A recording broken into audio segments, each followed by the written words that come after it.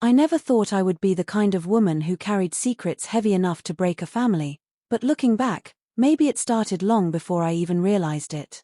My husband was the kind of man who loved routine more than he loved people. He had his work, his habits, his silence, and I tried convincing myself for years that stability was better than passion.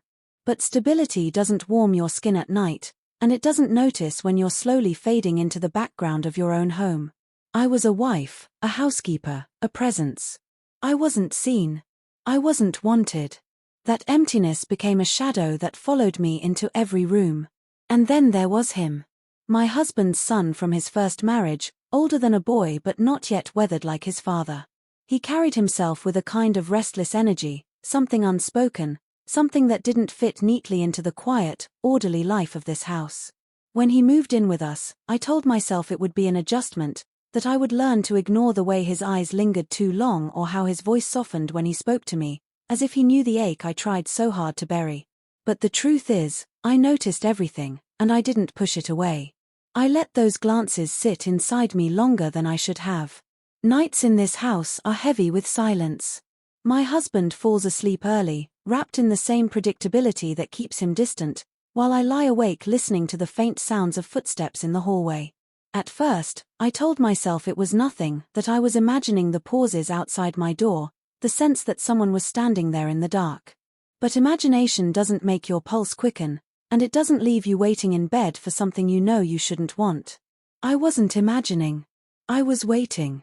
There's a look he gives me, one I can't explain without sounding like a woman who's already lost. It's not childish admiration, and it's not innocent. It's deeper, heavier, filled with something I should have turned away from. But instead, I let it linger. I told myself it was harmless, just eyes meeting across a room, just words exchanged in passing. Yet every small moment carried weight, and I could feel the shift inside me. The house no longer felt safe. It felt like a trap, a cage where desire pressed against the bars. I tried to silence the thoughts. I tried to remind myself of boundaries, of promises, of the image I had built of myself as a faithful wife.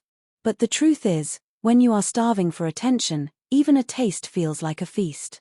And every night, as I lay awake listening to him move through the shadows of this house, I knew something was unraveling. Something was beginning that I wouldn't be able to stop. They say danger announces itself, but in my case, it whispered softly through the quiet of this home, through stolen glances and lingering silences. And even then, I already knew I was standing on the edge of something I could never take back. It didn't take long for the nights to become a pattern, though I never admitted it aloud. I would hear the faint creak of the floorboards, the soft rustle of movement, and my breath would catch without permission. I pretended to be asleep when the hallway fell silent outside my door, though every nerve in my body was wide awake, alive in ways I hadn't felt in years. My husband never noticed. He slept through everything, the sound, the tension, the way I grew quieter during the day. I began to realize that what I feared most wasn't being discovered by him. What I feared was how much I wanted it to continue. There's a strange comfort in being seen after years of invisibility. I found myself craving those small moments that had once felt harmless. The way his eyes lingered when I reached for something, the way his voice dropped when we spoke in the kitchen after dinner, careful not to wake his father. They were nothing, if taken alone. But together, night after night, they formed a language only we seemed to understand. Every glance said what words could not.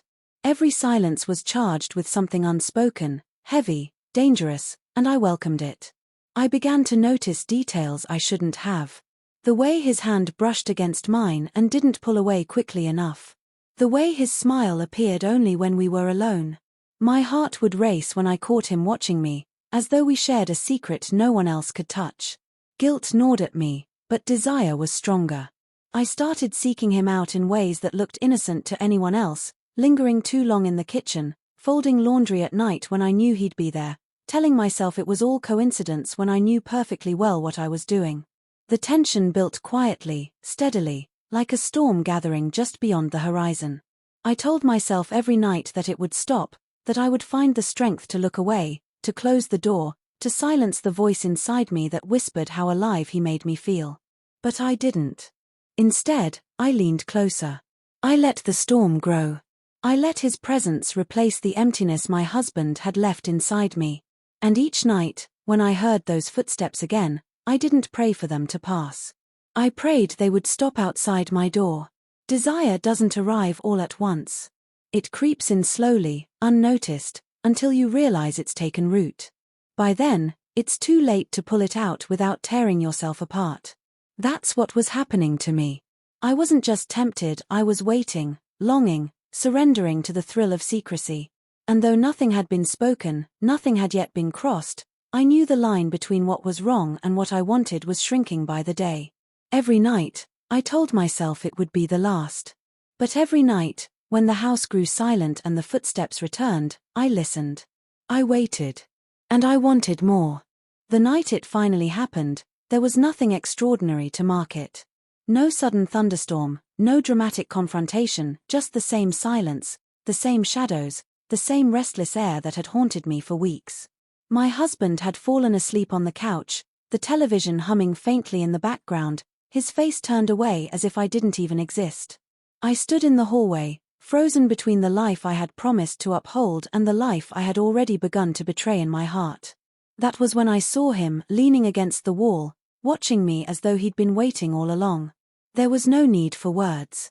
We had been speaking in silence for nights, and everything we hadn't said was written in the way we looked at each other. My chest tightened, and I should have walked away. I should have closed the distance between us with a door, not a step forward. But I didn't. I took that step, and in that moment, the last shred of denial vanished. The first touch was subtle, almost accidental, but it carried the weight of every secret glance, every lingering silence. His hand brushed mine, and instead of pulling away, I held it there. That one choice unraveled the fragile wall I had built inside me. Suddenly, it wasn't about what was right or wrong. It was about the way I felt alive, seen, desired. It was about the electricity that surged through me when his eyes met mine and refused to look away. I don't know if it was him who leaned closer first or me, but when it happened, it was as if the entire house held its breath.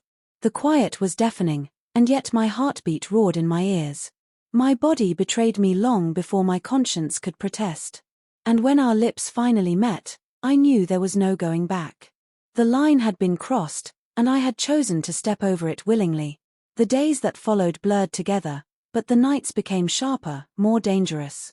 What had once been glances and pauses turned into something undeniable. He would come to me with a confidence that scared me, and yet I welcomed it. Every time I thought it would be the last, it wasn't. Every time I swore I would stop, I didn't.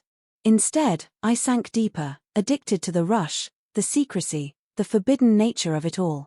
And yet, beneath every stolen moment, guilt gnawed at me. I couldn't meet my husband's eyes without hearing the echo of my own betrayal. I became quieter at the dinner table, more careful with my words, more aware of every detail around me. The secrecy was intoxicating, but it was also suffocating. I lived in two worlds, one where I played the role of wife, and another where I surrendered to a desire I could no longer deny. I told myself no one would ever know. I told myself the secret was safe, tucked away within the walls of the night. But secrets have a way of slipping through cracks, and deep down, I knew the truth. Nothing stays hidden forever. Secrets rarely collapse in dramatic ways. They unravel slowly, like a thread you tug at without realizing the whole fabric is coming apart. For weeks, I carried mine in silence, convincing myself I could hold everything together. By day, I moved through the house like nothing had changed. By night, I surrendered to the hidden world I had created. But guilt isn't something you can lock away. It seeps into your words, your expressions, the smallest gestures you don't realize are being watched. My husband may have been distant, but he wasn't blind. It began with suspicion. He started coming to bed later, his eyes sharper, his questions more pointed. He noticed when I avoided his touch, when I lingered too long in the kitchen, when silence stretched heavier than it should have. I felt the weight of his gaze more and more, and with every passing day, fear pressed harder against my chest. Still, I didn't stop. I couldn't. Desire had turned into something darker, an addiction I wasn't strong enough to break. The truth revealed itself in the simplest of moments. One night, when I thought the house was asleep, I slipped into the hallway. I didn't realize my husband was awake, watching, waiting.